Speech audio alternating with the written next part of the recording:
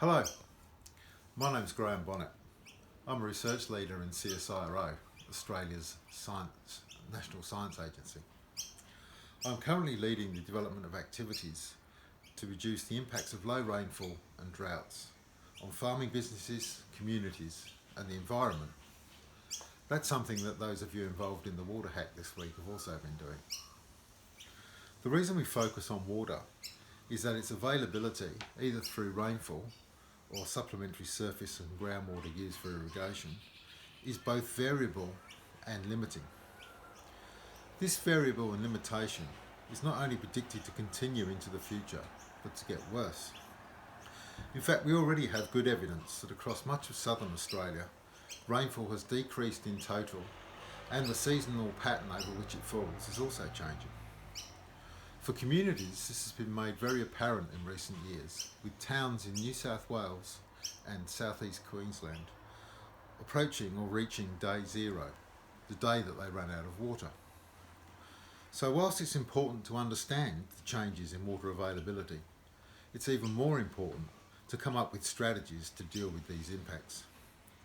There is growing evidence that whilst we have experienced less rainfall over recent decades, we have implemented changes and strategies to improve our farming systems and their productivity from the water that we do have.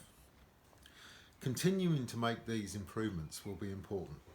We look forward to hearing the pitches from the Water Hack participants as to your ideas about this.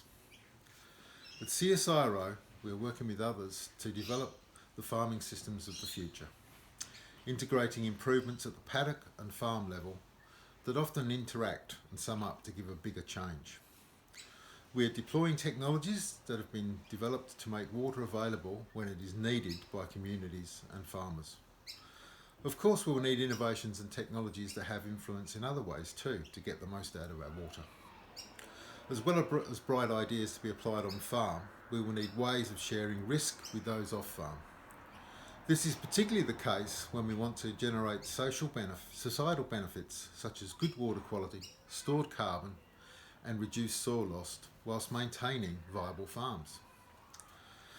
The lineup of speakers for this event includes several involved in assisting and running startups.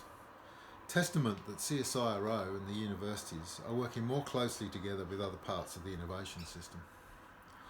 This is all part of shortening the timeline from bright idea to outcome on the ground. There are also other ways of speeding up innovation, working closely with the people who have the problem to make sure that the problem you're trying to solve is the problem that they actually have. Making our innovations easy to adopt and also thinking about what else needs to change in order for your innovation to be adopted.